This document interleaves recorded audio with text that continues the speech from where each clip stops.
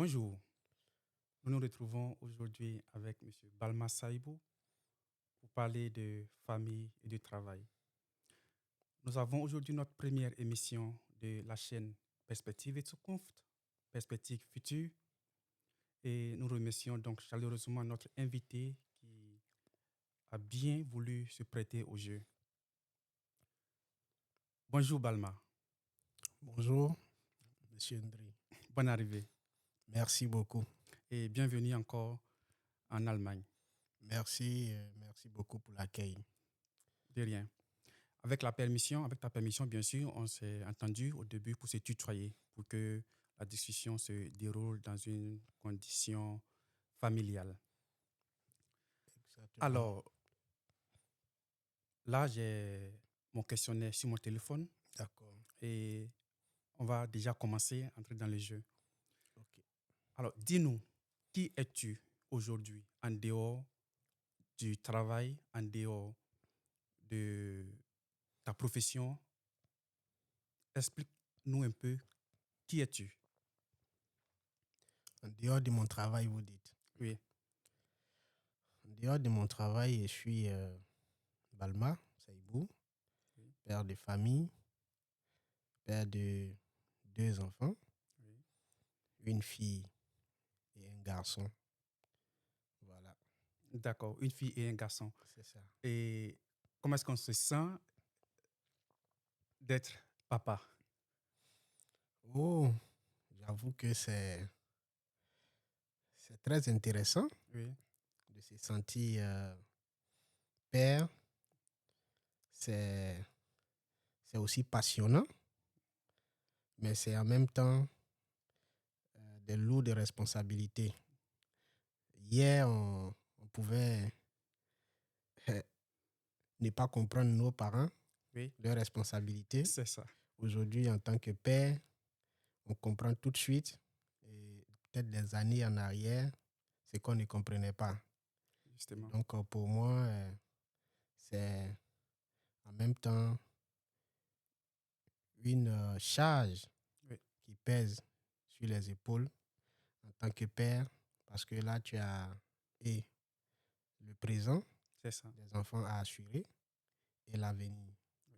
Et donc, voilà un peu ce que je pense D'accord. en tant que père. Donc, on comprend que c'est une responsabilité à prendre au sérieux.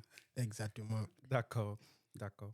Donc, on va entrer dans le vif du sujet et explique-nous un peu, c'est quoi ton travail? Qu'est-ce que tu fais? Qu'est-ce que je fais? Actuellement, je dirais, je suis ce qu'on appelle dans le jargon administratif, administrateur civil. Administrateur civil. Administrateur civil. D'accord. Administrateur civil, pour ceux qui ne comprennent pas forcément l'administration, Oui, c'est le grade, disons, supérieur, sinon l'un des grades supérieurs de l'administration centrale. ah, d'accord. Voilà, on nous appelle généralement les agents Oui, des ministères et les administrateurs civils. C'est un peu le corps oui, qui comprend, sinon dont découlent oui. les sous-préfets, les préfets, etc. Ah, d'accord. Donc, pour résumer, c'est comme la tête, nous avons des ramifications. C'est ça, Ah, d'accord. c'est ça. Super, merci bien. Et c'est quoi ton travail concret? Comment est-ce que tu t'occupes sur ton lieu de travail? Qu'est-ce que tu fais concrètement? Euh, Comment je m'occupe? Oui.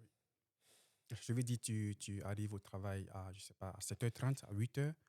Et en quoi consiste ta journée au travail? En tout cas, comme tout bon fonctionnaire, Oui, voilà, quand je me lève le matin, j'ai d'abord l'obligation oui, d'être au bureau avant 8 heures oui, au moins. Et quand j'arrive au bureau avant 8 heures, j'ai des tâches oui. énormes en tant qu'agent au cabinet du Premier ministre. Oui. Euh, Nous avons, en tant qu'agent, un tableau de bord. Ah, d'accord. Un tableau de bord, généralement, on a une plateforme qui est conçue qu'on appelle Emerald. Et la plateforme, tous les dossiers Oui, issus de tous les ministères qui sont imputés au cabinet du Premier ministre, oui, le directeur de cabinet, il a la charge de ventiler oui, les différentes tâches. Et en ce qui nous concerne, euh, moi, je suis l'assistant d'un conseiller du oui, Premier ministre. oui, Et en ce qui concerne mon supérieur, j'ai accès à sa plateforme parce que c'est moi qui fais en quelque sorte le suivi oui, de ces dossiers.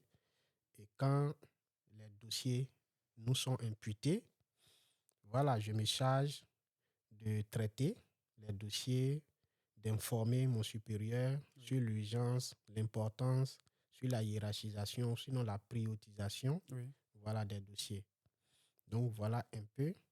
Et là, en fonction des priorités, oui. je propose des notes, des propositions en tout cas de ce qui doit être fait.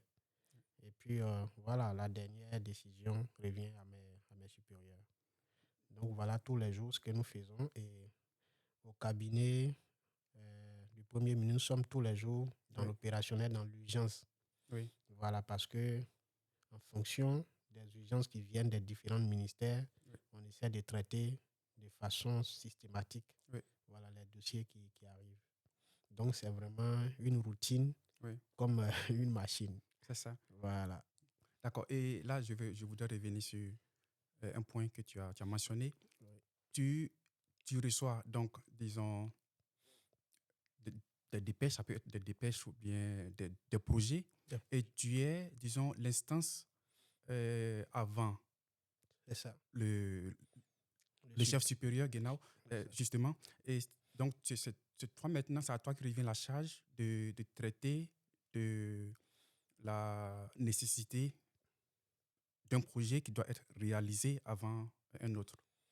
Oui, bon, pour être assez un peu plus clair Oui, oui, encore, oui, c'est-à-dire quand les dossiers arrivent, évidemment, j'informe mon supérieur oui, sur les dossiers que j'ai sur le tableau de bord. oui, Et en fonction des urgences, voilà, je fais ce qu'on appelle, je fais un projet oui, de documents qu'on va me demander. Parce que si, par exemple, le dossier qui arrive, c'est un dossier qui nécessite de faire une note de synthèse. oui, Parce que le Premier ministre, il ne peut pas lire un document de 300 pages c'est ou ça. bien de 200 pages.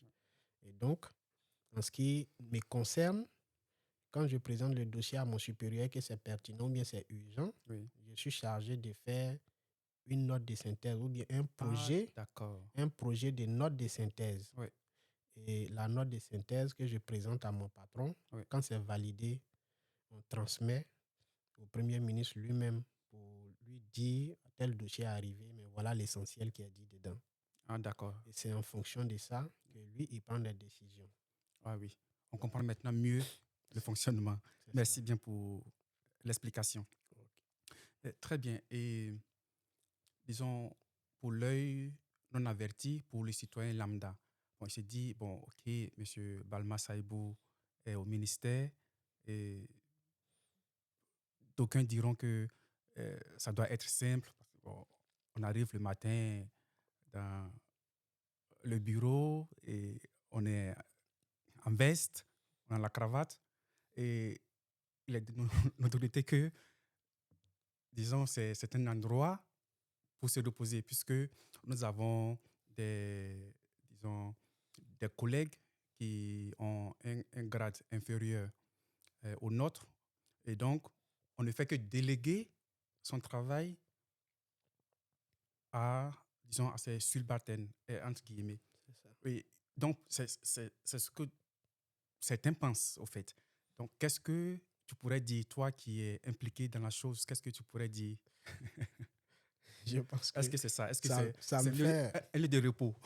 ça me fait en fait un peu rire. Oui, Mais prenons le cas simplement du Premier ministre lui-même. oui, Il a, disons, des dizaines de conseillers.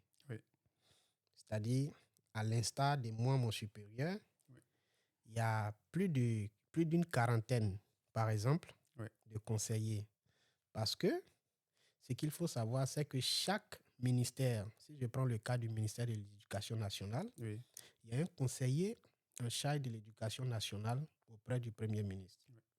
Si je prends le cas du ministère de l'Économie et des Finances, il y a un ou des conseillers pour ça. Oui.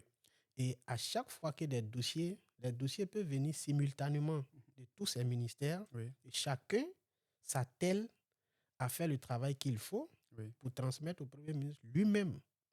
Et donc, imaginez le Premier ministre lui-même avec des dizaines de notes de synthèse qu'il doit lire, Oui. comprendre les urgences qui subsistent au sein de ces différents ministères-là, Oui. et participer, sinon faire un arbitrage, s'il Oui. s'agit de faire un arbitrage ou bien prendre une décision, Oui. s'il s'agit de prendre une décision. Et donc, même celui qui se contente, comme certains le disent, de Oui. lire ou bien de s'asseoir, Oui. il n'a pas un temps pour lui-même. Voilà, donc c'est toute une vie qu'il consacre au travail. C'est ça. Voilà, donc pour ceux qui le disent, vraiment c'est parce qu'ils ne comprennent pas ou bien ils ne savent pas, mais c'est pas du tout, c'est pas du tout, c'est pas du tout repos dans les bureaux. Donc, D'accord. si vous voyez ces tâches qui comme au Premier ministre lui-même, Oui. imaginez pour le président de la République, Oui. qui, en dehors du Premier ministre, il y a d'autres institutions de la République Oui. qui existent, qui travaillent dans ce sens et qui transmettent les mêmes dossiers au président de la République. D'accord. Donc, disons, c'est une fausse conception, une fausse idée. Exactement. Voilà, d'accord. Donc, on retient cela. Et tu as parlé également de synthèse. Le Premier ministre ou ton supérieur n'a pas le temps de s'asseoir et lire un document de 400, de 300 pages. Et donc, euh, je retiens donc que c'est une grande responsabilité que tu as. Parce que c'est à toi que revient cette charge-là de faire cette synthèse. Et tu dois t'atteler à être fidèle pour ne pas travestir le sens, l'orientation du projet initial et original. C'est ça. Et comment est-ce que tu te sens quand tu dois faire ce travail concret, cette responsabilité qui te pèse sur les épaules? Comment est-ce que tu te sens? À vrai dire, c'est un travail de réflexion. Oui. Il faut, il faut y mettre beaucoup de sérieux. Oui. Il faut y mettre beaucoup de sérieux. Donc, en tout cas, parfois, c'est un sentiment de fierté. C'est un sentiment de fierté Oui. de travailler à un certain niveau où parfois on voit le résultat de ce qu'on a fait, parfois à la télé ou bien Oui. voilà, sur le terrain. Donc, pour nous autres, vraiment, c'est une fierté. Et ça donne l'envie, voilà, de se donner davantage pour son pays. Oui. Voilà. Et donc, pour nous, vraiment, ça fait plaisir, quoi. Voilà. D'accord. Et comme nous nous connaissons personnellement, et on se connaît depuis l'université C'est ça. où on a étudié la germanistique. Exactement. Et il se trouve qu'aujourd'hui, tu es, puisque c'est connu quand on fait la germanistique, c'est soit professeur d'allemand, Ouais. maître de conférences, professeur à l'université et autres, ou bien traducteur, ou bien correspondant linguistique. Mais là, il se trouve que tu es dans un domaine textuellement différent Ouais. de ton parcours initial. Comment est-ce que tu t'es retrouvé là? Exactement. En tout cas, pour moi, ça a été d'abord de ma volonté personnelle. Oui. C'est vrai, après le master à l'université, j'ai simultanément en fait tenté Oui. de postuler pour le concours d'entrée à l'INS et en même temps également concours de la fonction publique. Oui. Mais personnellement, j'aimais l'administration. Ah, d'accord. J'aimais l'administration et Dieu merci, peu après ma soutenance, Oui. voilà, j'ai été admis au concours de fonction publique. Et là, j'ai intégré la fonction publique. Maintenant, Après avoir intégré la fonction publique, Oui. je me retrouve d'abord au ministère du Plan et du Développement. Un ministère où généralement ceux qui y travaillent sont des économistes, Oui. des statisticiens. Et là, je me retrouve là, un peu comme un outsider, Oui. et j'apprends un peu sur le tas.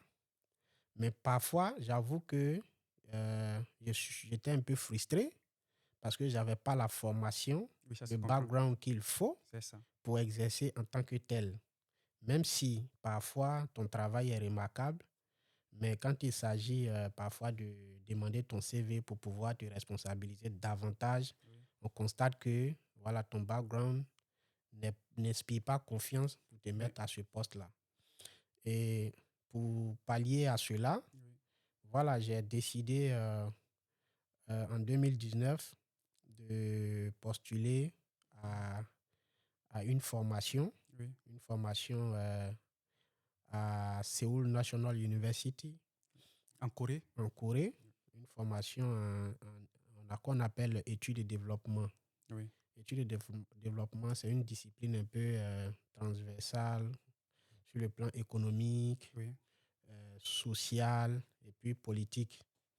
Donc, j'ai été admis, j'étais le seul Ivoirien à Seoul National University Ah, en plus. pour l'année académique 2019-2020. Oui.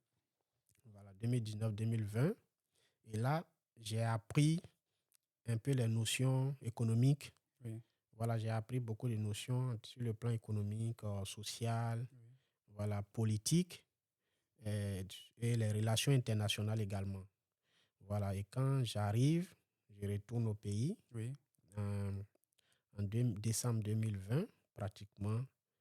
Et là, ça se sent dans ma façon de travailler désormais, quelque chose a changé. Oui. Voilà, et donc du ministère du Plan, j'ai été d'abord promu au niveau du ministère de la Solidarité, ministère de la Solidarité, de la lutte contre la pauvreté. Et de là, je suis recommandé au cabinet du Premier ministre où j'exerce en ce moment. D'accord. On y reviendra concernant la promotion. Mais avant que tu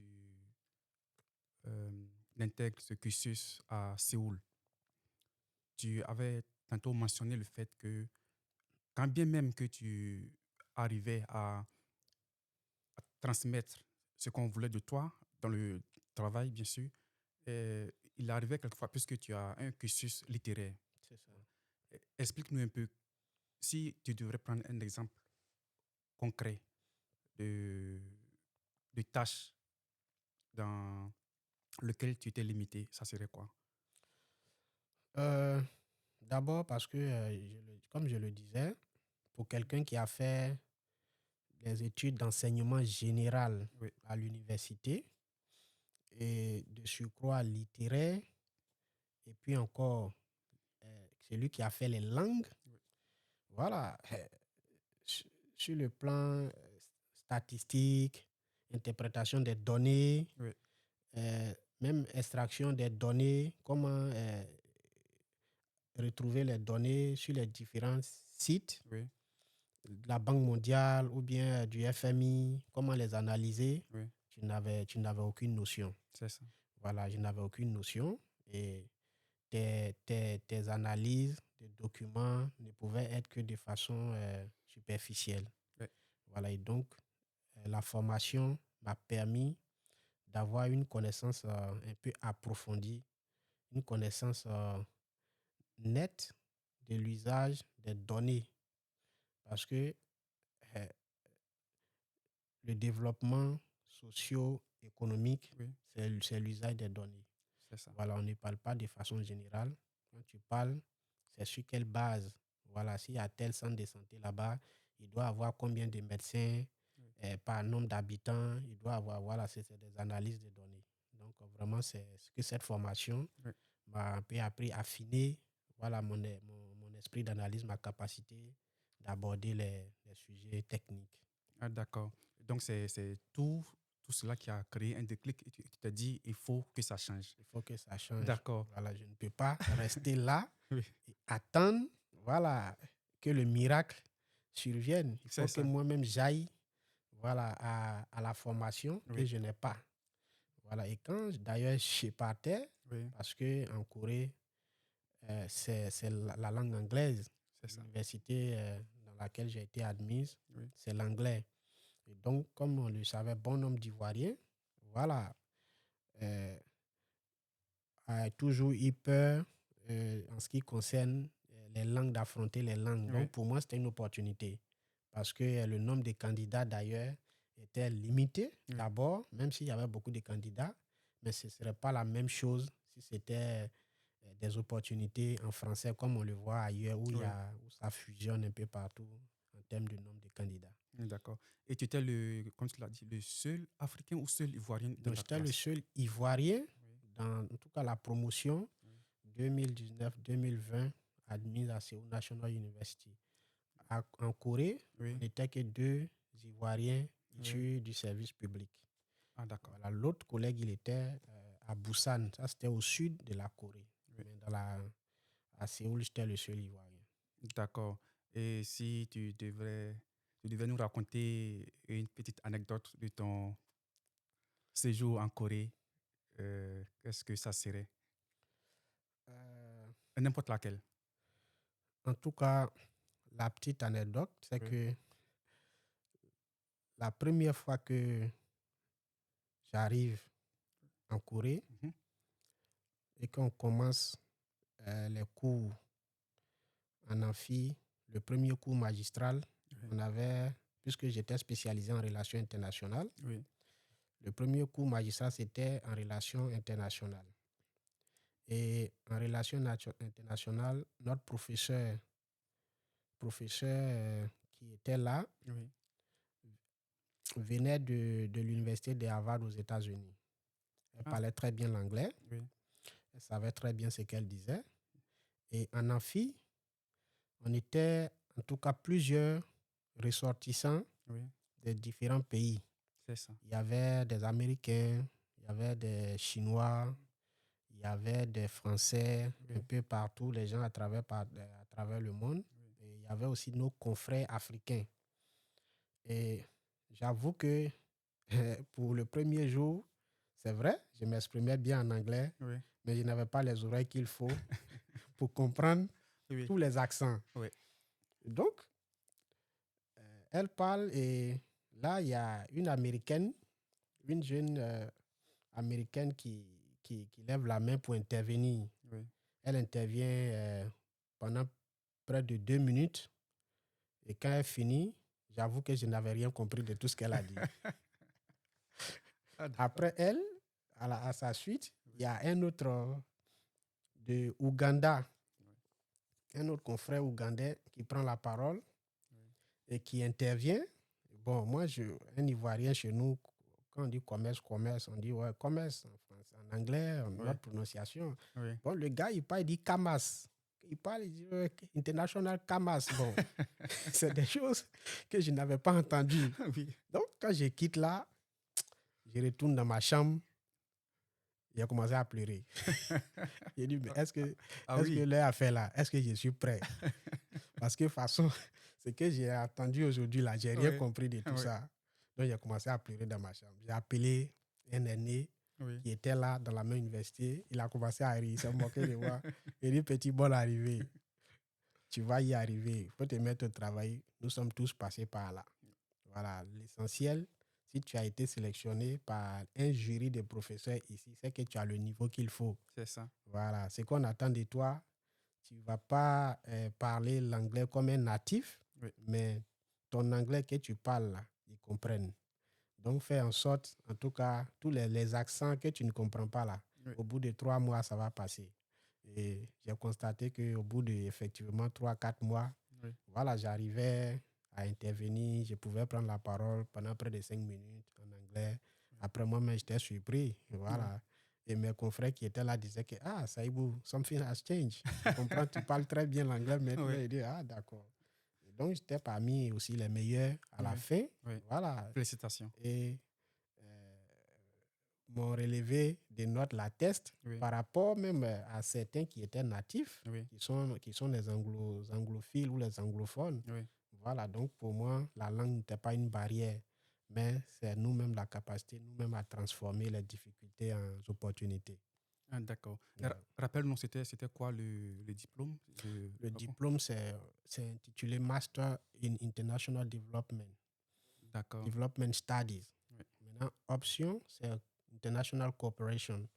Donc, l'option, c'est, je me suis spécialisé parce que Oui. International Development Study, on avait 3 options. Oui. International Cooperation, International Commerce, Oui. et puis International Area Studies.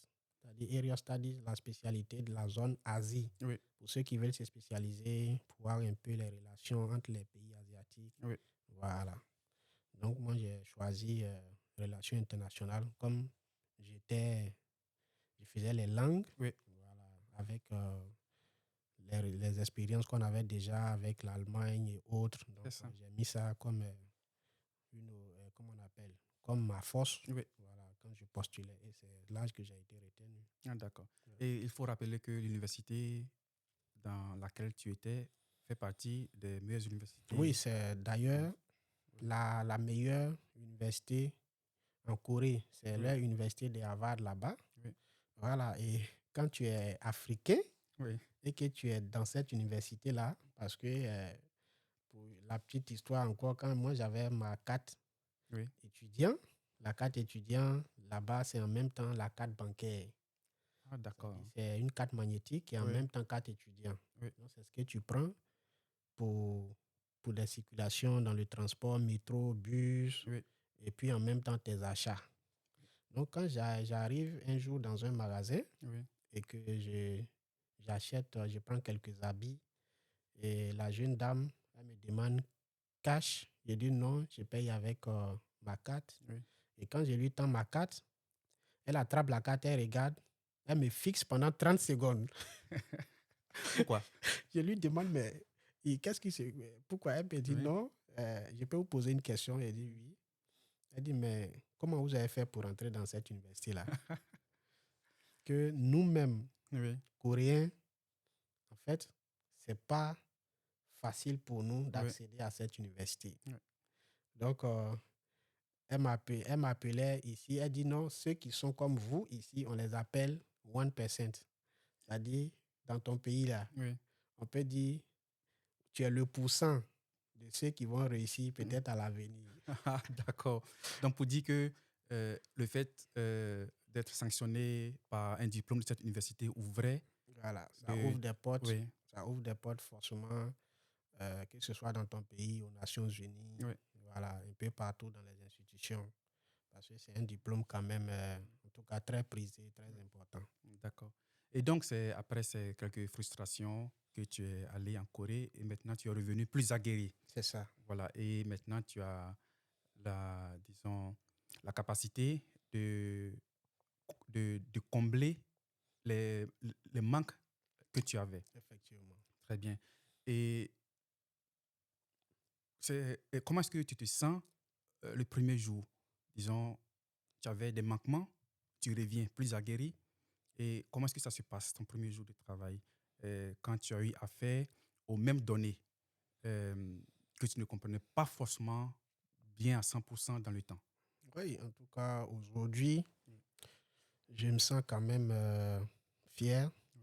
fier de moi-même d'avoir franchi certaines étapes parce que parfois on se met des barrières Oui. inutilement, on refuse de faire le pas parce qu'on se dit qu'on n'a pas les compétences qu'il faut. Mais quand tu arrives à un certain niveau et que toi-même tu fais euh, ton introspection Oui. ou bien ton évaluation personnelle, ton auto-évaluation, et tu constates que, en tout cas, quelque chose a été fait d'hier à aujourd'hui, c'est forcément un sentiment de fierté, de satisfaction personnelle. C'est ça. Voilà. Et donc, en tout cas, moi, c'est une satisfaction parce que avant, Oui. honnêtement, d'accéder à cette université, même pour concevoir un PowerPoint, c'était compliqué. Oui. Voilà, pour élaborer certains documents, c'était compliqué. Voilà, mais aujourd'hui, pour moi, c'est vraiment quelque chose comme une routine, quelque chose que je fais tout le temps et quand on te demande tout de suite un document, tu n'es pas Oui, paniqué, c'est tu n'as ça. pas peur parce que tu as déjà euh, un background qu'il faut, Oui, voilà, une base pour pouvoir démarrer quelque chose, un travail sérieux, quoi. d'accord. D'accord. Et tu l'avais dit dans le temps que tu comptais faire tes pas dans la politique i- ivoirienne. C'est ça. La question que je voulais poser, puisque tu es au ministère, et comment est-ce que tu arrives à faire la différence entre la politique et le travail pour que l'un n'empiète pas sur l'autre? Je prends un exemple concret. Euh, Monsieur A et Monsieur B font parvenir des dossiers et tu te rends compte que Monsieur A est du bord X et Monsieur B est du bord Y. Comment est-ce que, sur quoi est-ce que tu te bases dans le fond pour ne pas dire, bon, comme je connais déjà les obédiences politiques de Monsieur B, je vais écarter son dossier et m'occuper exclusivement de Monsieur A. Comment est-ce que tu arrives à jongler pour que l'un n'appelle pas sur l'autre? Non, pour moi, Oui, d'abord, la première des choses, il faut aimer son pays. oui, Voilà, il faut aimer son pays. Et quand on aime son pays, il n'y a pas de priorisation en tant que telle en termes de coloration politique dans le traitement des dossiers. oui, Parce que un gouvernement euh, agit dans plusieurs thématiques, pas en termes de partis politiques, mais en termes de thématiques oui, sociaux, culturelles, politiques ou environnementales. oui, Quand un dossier arrive, soit c'est un dossier qui est traité euh, dans le domaine culturel, soit c'est traité dans le domaine économique, oui, ou c'est traité dans le domaine voilà, environnemental. Donc, quand c'est des questions comme ça, environnementales, culturelles, économiques, euh, qui sont des dossiers prioritaires, oui. voilà, qui sont dans les orientations stratégiques, voilà, du gouvernement, on n'a pas à traiter tel dossier parce que non, pour nous, ça ne se fait pas comme ça. D'accord. Et là où nous sommes, Oui, voilà, quand les dossiers arrivent, normalement, non, c'est pas traité en termes de coloration politique. On ne cherche même pas à comprendre oui, voilà, forcément qui est derrière. On voit la pertinence du dossier, ce que oui, ça peut apporter à la Côte d'Ivoire ou bien à une communauté. oui, Et en fonction de ça, qu'on traite les dossiers. Et pour un peu mieux expliquer, oui, quand j'arrive de la Corée, je commence un projet que j'appelle l'élaboration des plans de développement locaux. oui, Et parce qu'en Côte d'Ivoire, on a l'habitude de le dire, le développement commence en ville avant de descendre dans les villages. c'est ça. Et la stratégie, c'était qu'on commence en fait le développement dans les villages, Oui, confier aux communautés locales la responsabilité de développer eux-mêmes oui, voilà, leur village ou leur campement ou leur commune. c'est ça. Et pour ce faire, on avait commencé le projet d'élaboration des plans de développement des villages. En Côte d'Ivoire, il y a 8000 villages. Et quand on commence, on constate que dans les villages, généralement, Oui, les chefs n'ont pas le temps ou bien ils n'ont pas trop la charge de développer les villages. Et les entités concernées étaient les mutuelles de développement. oui, Et les mutuelles, généralement, quand on crée une mutuelle, c'est comme une association, on déclare au ministère de l'Intérieur. Donc, d'abord, ce qu'on devrait savoir, c'est que est-ce que tous ces villages-là disposent d'une mutuelle de développement? ah, d'accord. Donc, on transmet un courrier au ministère de l'Intérieur Oui, pour demander un peu une liste des villages avec qui disposent des mutuelles de développement. oui.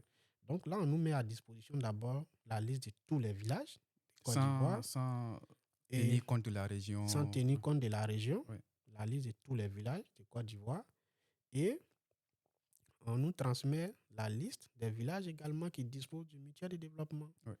Et là, pour lancer la phase pilote, on envoie les mails aux différents responsables des mutuelles de tous ces villages. On choisit en tout cas une cohorte à laquelle on envoie. Et c'est le premier village qui a répondu, par exemple, c'est le village de Blouson. Oui. Le village de Blouson qui est à l'ouest de la Côte d'Ivoire. Et le président de la mutuelle de ce village-là, il s'est montré disponible. Il a été séduit par le projet. Et quand il est venu, il a fait le courrier pour nous dire qu'il était disponible. Et on l'a reçu, on lui a présenté le projet, il a validé, on a fait, comment on appelle, la planification avec lui et on a élaboré son plan de développement local assorti des mécanismes de recherche et de financement. Donc, à ce niveau-là, on peut voir que on n'a pas demandé à savoir qui est le président de mutuelle, qu'est-ce qu'il est. Voilà, on a choisi le village sans savoir forcément. Voilà, c'est lui qui a exprimé le besoin, c'est lui qui était pour nous, voilà, la priorité. Et c'est comme ça que voilà, l'administration devrait fonctionner. D'accord, donc on retient que c'est d'abord le pays avant tout. C'est ça. C'est ses vies, ses compatriotes avant tout, et que les décisions qui en découlent ne sont en aucun cas assorties à l'origine régionale, Non, à l'obédience. Ouais, d'accord, donc nous retenons cela. Merci bien pour l'explication. Et c'est bien d'expliquer, on a assez entendu, mais quelles sont les réalités du terrain? Quelles sont les difficultés rencontrées lors de la mise en œuvre de tous ces projets, des difficultés concrètes? Parfois, d'abord, les difficultés rencontrées sont essentiellement en termes de financement.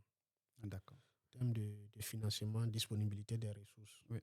Voilà, parce que quand je prends l'exemple que j'ai évoqué tout à l'heure, voilà, pour élaborer un plan de développement local, il faut faire d'abord des enquêtes, c'est-à-dire faire un diagnostic participatif, aller sur le terrain, rencontrer les populations, mener les enquêtes.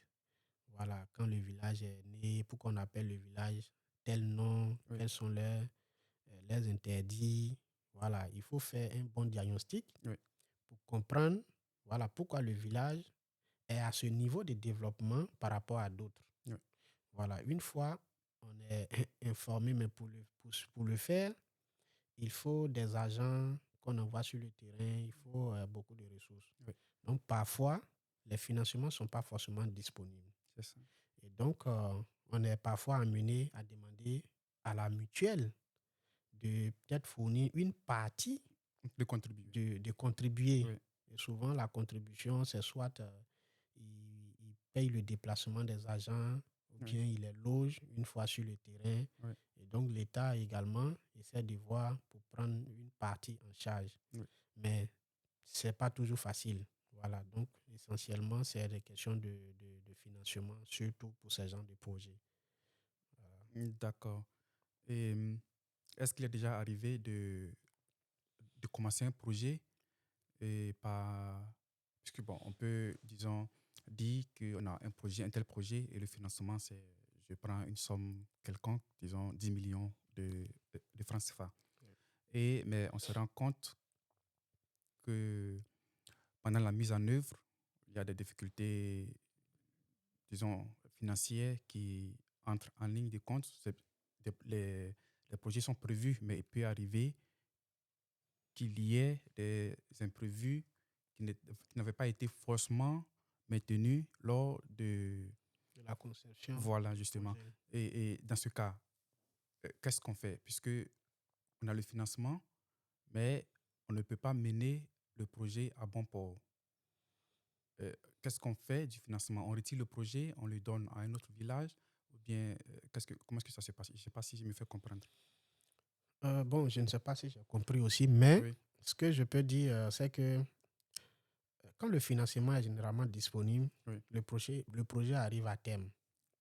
en tout cas quand le financement est disponible, le projet arrive à terme. Comme je l'ai dit, la difficulté souvent se trouve au niveau de la disponibilité des ressources. Il y a des mutuelles ou des villages qui disposent vraiment de cadres importants. Et parfois, quand le budget est évalué à une dizaine de millions, voilà, un haut cadre peut prendre en charge tout le budget. Et là, on réalise facilement le travail qu'il faut. Par contre, il y a aussi des villages qui n'ont pas suffisamment de cadres et dont les cotisations se font par tête de membres de la mutuelle. Et donc, quand le projet intervient, voilà, ils mettent souvent du temps à se cotiser pour pouvoir contribuer. Et donc, à ce niveau-là, soit le projet retarde un peu, ou on est obligé de suspendre pour aller ailleurs, là où c'est plus facile d'exercer. Peut-être c'est à ce niveau-là qu'on peut faire des arbitrages. Voilà, parce que nous aussi, l'objectif, on est tenu par le résultat. Donc, on est obligé, en tout cas, de faire ce qui est un peu plus facile ou bien un peu plus rapide pour nous. D'accord. Voilà, donc forcément, ce n'est pas de façon arbitraire qu'on choisit les villages, mais souvent de façon vraiment stratégique en fonction de la disponibilité des ressources. D'accord, c'est bien. Et il y a forcément des propositions à faire pour que le travail se déroule bien et autres. Et à ton niveau, si tu devrais faire des propositions pour que, puisque tu l'as dit toi-même, c'est d'abord le compatriote, c'est d'abord le pays avant tout. Et tu devrais faire des propositions pour que ça se fasse mieux. Parce qu'on peut toujours faire mieux. Et qu'est-ce que tu donnerais comme proposition dans ce sens-là? Puisque tu as forcément rencontré des difficultés. Et quelles sont les propositions qu'on pourrait avoir pour faire mieux? Et pas forcément toi, en tant que Balma, mais en général. De façon générale, vous savez, ce que moi j'ai pu constater un peu de ma petite expérience pendant mes voyages, sur les sociétés occidentales sont beaucoup constituées en associations. Les associations sont généralement au-dessus des obédiences politiques parce qu'elles réunissent beaucoup de sensibilités, plusieurs sensibilités. Dans une association bien constituée, on peut y trouver des chrétiens, des musulmans, des animistes, on peut y trouver toutes les ethnies, on peut y trouver toutes les nationalités. Mais quand la cause pour laquelle l'association existe est pertinente, et il arrive qu'elle transcende en tout cas toutes les sensibilités. Voilà, c'est pourquoi mais la difficulté chez nous encore, c'est que nous sommes constitués certes en communauté, mais nous n'avons pas d'association généralement qui militent en faveur des causes qui sont pour nous des problèmes, des difficultés. Et donc, quand les problèmes se présentent, on a du mal à les aborder parce que nous ne sommes pas constitués. C'est ça. Et donc, pour moi, aujourd'hui, nos sociétés africaines, la société ivoirienne, on doit faire en sorte de vraiment nous mettre ensemble, que ce soit dans les villages ou dans les villes, pour nous constituer en association. J'avais, dans le cadre de mes recherches, j'avais lu un document au niveau de l'Angleterre. L'auteur disait que l'Angleterre, le développement économique de l'Angleterre dans les années avant les premières guerres mondiales, avant même qu'ils aillent coloniser les États-Unis et autres, c'est dû au fait que la société anglaise était constituée avec plus d'associations non gouvernementales. C'était l'un des secrets de leur développement. Et là où il y a plusieurs associations non gouvernementales, les populations traitent les problèmes vraiment qui les touchent de façon profonde, de façon directe.